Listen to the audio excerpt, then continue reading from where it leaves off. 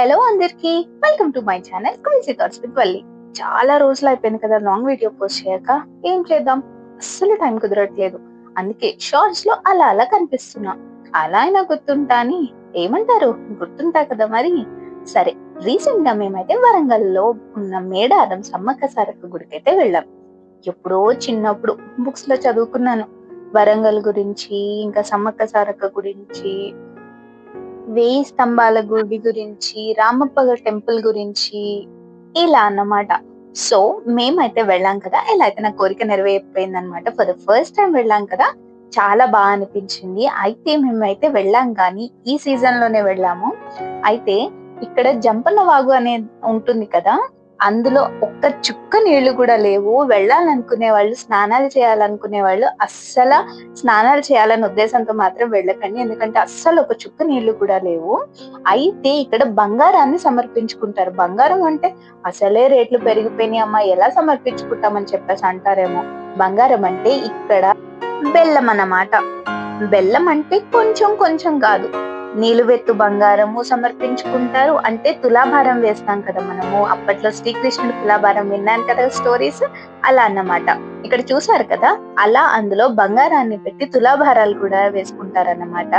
మేము కూడా అలాగే ఫస్ట్ టైం వెళ్ళాం కదా, ఏదో ఒకటి సమర్పించుకోవాలి అని కొంచెం కొంచెం ఒక్కొక్కళ్ళు అయితే మేము ఆ బంగారాన్ని అయితే తల మీద పెట్టుకుని అక్కడ సమర్పించుకున్నాము. ఇక్కడ స్పెషల్ గా గుడి గోపురాలు కానీ ఇలా ఏమీ లేవు. ఉట్టిగా అది గద్దెలు అని అంటారు కదా, అలా ఉందన్నమాట. ఒక కర్రని నిలువుగా ఉంటుంది, ఆ కర్ర చుట్టూరు చీరలవి కట్టారనమాట. అక్కడే అంతే, ఇంకా పెద్దగా ఆ హంగు ఆర్భాటాలు అయితే అస్సలు లేవు ఇక్కడ. కానీ జనాలైతే కిక్కిరిసిపోయారండి. మేమైతే వెళ్ళింది ఆదివారం నాడు, సో ఇంకా రష్ చాలా అంటే చాలా ఎక్కువ ఉంది. అయితే అసలు ఈ సమ్మక్క సారక్క ఎవరు, అసలు కథ ఏంటి అని ఒక షార్ట్ కట్ లో చెప్తా, వినేసేయండి. మేడారం సమ్మక్క సారలమ్మ వనదేవతలుగా కొలిచేందుకు కారణాలు చాలానే ఉన్నాయి. అంటే ఒక కథ అయితే ప్రాచుర్యంలో ఉందంట. పూర్వం కోయదర్లు వేట కోసం అడవికి వెళ్లిన సందర్భంలో అక్కడ వారికి పెద్ద పులులు కాపుల మధ్య ఓ పసిపాప కనిపించిందంట. ఆ పాపను కోయదర్లు గుడారానికి తీసుకెళ్లి దాచారంట. పాప గూడానికి వచ్చినప్పటి నుంచి అన్ని శుభాలే జరగడంతో కొండ దేవత ఆ రూపంలో ఉందని చెప్పేసి నమ్మేవారంట. మాఘశుద్ధ పౌర్ణమి రోజు ఆ పాపకు సమ్మక్క అని నామకరణం చేశారంట. సమ్మక్కను ఆ ప్రాంతపు కోయ చక్రవర్తి మేడరాజు పెంచి పెద్ద చేశారు. క్రీస్తు శకం 1260 నుంచి 1320 కాలంలో, అంటే కాకతీయులు ఏలుబడిలో ఉన్న అప్పటి నుంచి, అంటే జగిత్యాల జిల్లా ప్రాంతంలోని పులవాసన గిరిజన దొర మేడరాజు పాలిస్తూ ఉండేవారంట. ఇతను తన మేనల్లుడు మేడారం పాలకుడైన పడిగిద్దరాజుకి ఇచ్చి వివాహం చేశారంట. సమ్మక్క పడిగిద్దరాజు దంపతులకు సారలమ్మ, నాగులమ్మ, జంపన్న ముగ్గురు సంతానం అంట. మేడారాన్ని పాలిస్తున్న పగిడిద్దరాజు కాకతీయులు సామంతుడు. ఆ రోజుల్లో కరువు కాటకాల కారణంగా కొన్నేళ్లు ప్రజలు శిస్తు కట్టలేదంట. కాకతీయులు సామంతునిగా ఉంటూ శిస్తు కట్టకపోవడంతో తన మామ మేడరాజుకు ఆశ్రయం కల్పించడం, కోయ గిరిజనుల్లో విప్లవ భావాలు నోరుపోసి రాజ్యాధికారాన్ని ధిక్కరిస్తున్నాడనే ఆరోపణలతో కాకతీయ సామ్రాజ్యాధినేత ప్రతాపరుద్రుడు పడిగిద్దరాజుపై సమరశంఖం పూరించాడంట. ఇది గమనించిన గిరిజనులు ప్రభుత్వంపై తిరగబడేందుకు సిద్ధమయ్యారు. మాఘశుద్ధ పౌర్ణమి రోజున మేడారం పైకి కాకతీయ సేనలు దండెత్తాయి. ఈ క్రమంలో ములుగు జిల్లా లక్నవరం సరస్సు వద్ద గిరిజనులకు కాకతీయ సేనలకు మధ్య యుద్ధం జరిగిందంట. ఈ క్రమంలో సాంప్రదాయ ఆయుధాలతో పడిగిద్దరాజు, సారలమ్మ, నాగులమ్మ, జంపన్న, గోవిందరాజులు వీరోచితంగా పోరాటం చేశారు. కానీ కాకతీయ సేనల దాటికి తట్టుకోలేక మేడరాజు, పడిగిద్దరాజు, సారలమ్మ, ఇంకా నాగులమ్మ, గోవిందరాజు యుద్ధంలో మరణించారంట. వారి మరణ వార్త విన్న జంపన్న అవమానాన్ని తట్టుకోలేక అక్కడ సంపెంగ వాగులో దూకి ఆత్మహత్య చేసుకున్నారు. అప్పటి నుంచి సంపెంగ వాగుని కాస్త జంపన వాగుగా పిలుస్తున్నారని చరిత్రకారులు చెప్తున్నారు. తన కుటుంబం మరణించిందన్న వార్త విన్న సమ్మక్క యుద్ధ రంగానికి వచ్చి కాకతీయ సైనికులపై విరుచుకుపడిందంట. విరోచితంగా పోరాటం సాగిస్తుంది. ఆమె వీరత్వం చూసి ప్రతాపరుద్రుడు ఆశ్చర్యపోయాడంట. కానీ ఓ కాకతీయ సైనికుడు దొంగచాటుగా సమ్మక్కను బల్లెంతో వెన్నుపోటు పొడిచేశాడంట. ఆ గాయంతోనే మేడారం గ్రామానికి ఈశాన్యంలో ఉన్న చిలుకల గుట్టకు వెళ్లి ఆమె అదృశ్యం అయిపోయిందని చెప్తూ ఉంటారు. ఆ తర్వాత చెట్టు కింద ఓ కుంకుమ భరిణి కనిపించిందంట. ఆ తర్వాత తప్పు తెలుసుకున్న ప్రతాపరుద్రుడు సమ్మక్క సారక్కకి భక్తుడిగా మారిపోతాడంట. ఇంకా అదన్నమాట సంగతి. కుంకుమ భరణలోనే సమ్మక్కను భావించి అప్పటి నుంచి 2 ఏళ్లకు ఒకసారి మాఘశుద్ధ పౌర్ణమి రోజున సమ్మక్క సారలక్క జాతరను భక్తి శ్రద్ధలతో జరుపుకుంటున్నారనే సంప్రదాయం ఏర్పడింది. తర్వాత అదంతా అయిపోయాక మేమైతే రామప్ప గుడికి వెళ్ళామన్నమాట. బయటకి వెళ్తే అంటే ఎక్కడికైనా వెళ్తే ఫస్ట్ అట్రాక్షన్ ఉండేది పిల్లలకి బొమ్మలు, లేడీస్ కి కమ్మలు. ఈ 2 లేనిదే ఏ షాప్ అయితే చాలా మటుకు ఉండదు. జెంట్స్ అంత ఎక్కువ అట్రాక్ట్ అవ్వరు. మన లేడీస్ కానీ పిల్లలు కానీ వెంటనే అట్రాక్ట్ అయిపోతాం కదా పిల్లల్లాగా. సో అందుకని ఫస్ట్ ఎంట్రన్స్ లోనే గుడి దగ్గర అన్ని కమ్మలు గాని, పిల్లలకి బొమ్మలు గాని అన్ని ఉన్నాయి. సో మేము గుడి దర్శనం అయిపోయాక కొనుక్కుందాంలే అని చెప్పేసి ఫస్ట్ దర్శనానికి అయితే వెళ్ళిపోయాం. దర్శనానికంటే ముందు చిన్నప్పుడు బుక్స్ లో చూసాం కదా ఈ ప్రాముఖ్యత గురించి, ఈ రామప్ప గుడి గురించి. అందుకని ఆ ఎగ్జైట్మెంట్ అయితే నాకు చాలా ఉండింది. చూసారు కదా ఎంత స్పేషియస్ గా ఉందో గుడి ఆవరణ మొత్తం. కానీ మేము లోపలికి వెళ్ళేంత వరకు బయట చాలా ఎండగా ఉందన్నమాట. కాళ్ళైతే చాలా కాలిపోయినాయి.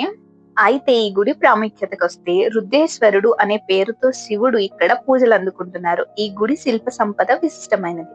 దీంతో ఈ ఆలయాన్ని తాజాగా ప్రపంచ వారసత్వ కట్టడాల జాబితాలో చేర్చిందన్నమాట యునెస్కో. కాకతీయులు క్రీస్తు శకం 1123 నుంచి 1323 మధ్య తెలుగు రాష్ట్రాల్లో సింహభాగాన్ని పాలించారు. 1213లో ఈ గుడి నిర్మాణం ప్రారంభమైంది. నిర్మాణానికి సుమారు 40 ఏళ్లు పట్టిందని చరిత్రకారుల అంచనా. కాకతీయ చక్రవర్తి గణపతి దేవుడు కాలంలో ఆయన సేనాని రేచర్ల రుద్రుడు ఈ గుడి కట్టించినట్టు శాసనాలు చెబుతున్నాయి. రేచర్ల రుద్రుడు అనే రుద్రసేనాని రుద్రదేవుడిని రుద్రరెడ్డి అని రాశారు. ఈ గుడి శిల్పి పేరు రామప్ప. శిల్పి పేరుతో ఖ్యాతి గడించిన గుడి లేదా నిర్మాణం అరుదు. నేల నుంచి 6 అడుగుల ఎత్తున్న నక్షత్రాకార మండపంపై ఈ గుడి నిర్మించారు. నీటి మీద తేలియాడుతాయని చెప్పే ఇటుకలతో గర్భాలు, పలు ఉపాలయాలు, నంది విగ్రహం ఉన్నాయి. పక్కనే ఉన్న రామప్ప చెరువు అందమైన తోటలతో దీని మరింత అందాన్ని తీసుకొస్తున్నాయి. గుడిని ప్రధానంగా ఎర్ర ఇసుకరాయి రెడ్డిష్ శాండ్ స్టోన్ తో నిర్మించారు. బయటి భాగాల్లో నల్లరాయి వాడారు. పునాది లేకుండా నేరుగా ఇసుకపై ఈ గుడి నిర్మించారు. రాయి రంగు ఇప్పటికీ కోల్పోలేదు. అనేక యుద్ధాలు, దాడులు 17వ శతాబ్దిలో ఒక భూకంపాన్ని కూడా తట్టుకుని ఈ గుడి నిలిచిందంటే ఆలోచించండి. అయితే ఈ గుడి పరిధిలో కొన్ని చిన్న నిర్మాణాలు దెబ్బతిన్నాయి. ప్రధాన ద్వారం కూడా చాలా దెబ్బతింది. చూసారు కదా లోపల ఎంత పెద్దగా ఉందో. కానీ చాలా మట్టికైతే పోయాయన్నమాట. కొన్ని అయితే యుద్ధాల వల్ల కూడా కొన్ని ఏనుగులకైతే ఫ్రంట్ లో చూసారు కదా ఏనుగులకు తలలు కూడా పోయినాయి అన్నమాట. గర్భగుడిలో శివుడు మాత్రం ప్రశాంతంగా ఆయన ఏకాగ్రతతో ధ్యానం చేసుకున్నట్టే ఉంది. చాలా బాగుంది. ఈ ఆర్కిటెక్చర్ అయితే అసలు నిజంగా సూపర్ అబ్బా. నార్మల్ గా మనం ఒక చాక్ పీస్ మీద చిన్న ఏ అని రాయడానికి మనం ఎంత తల్లాడతామో అలాంటిది ఈ నల్లరాయి మీద అంత చిన్న చిన్న ఆకారాలు కానీ ఆ శిల్పి ఎలా చెక్కారంటే నిజంగా ఆయనకి హ్యాట్స్ ఆఫ్ చెప్పాలి. ఇప్పట్లో కూడా చాలా మంది ఉండే ఉంటారు, కాకపోతే బయటికి రావట్లేదు అంతే. ఇది ఈవినింగ్ వరకు ఓపెన్ ఉంటుంది అనుకుంటా. అంటే మధ్యాహ్నం మేము వెళ్ళింది మిట్ట మధ్యాహ్నం వెళ్ళాము. సో అప్పుడు కూడా గుడి ఓపెనే ఉంది. అప్పుడు కూడా పూజలు జరుగుతూనే ఉన్నాయి. గర్భగుడి కూడా చాలా పెద్దగా ఉంది అండ్ బయట కూడా చాలా స్పేషియస్ గా ఉందన్నమాట. మేము వెళ్ళింది శివరాత్రి ముందు కాబట్టి దానికి సంబంధించిన ఏర్పాట్లన్నీ చేసుకుంటున్నారు.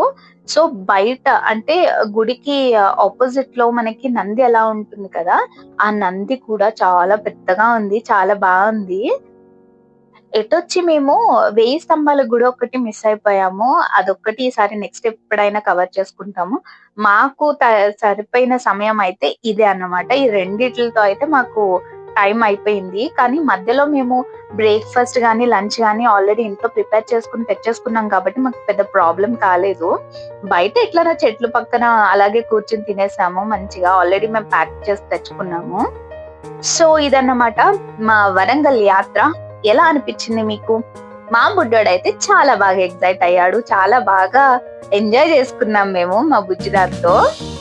మా ఫ్యామిలీ ట్రిప్ అయితే చాలా బాగా అయింది. మాకు దర్శనాలు కానీ అన్ని చాలా బాగా జరిగాయి. సో బయటకు వచ్చాక అలా అలా బుజ్జి బుజ్జి కొన్ని షాపింగ్ అయితే మేము చేసేసాము. సో ఇది వీడియో కనుక నచ్చితే లైక్ చేసి, షేర్ చేసి, సబ్స్క్రైబ్ చేసుకోవడం మాత్రం మర్చిపోకండి. Bye bye.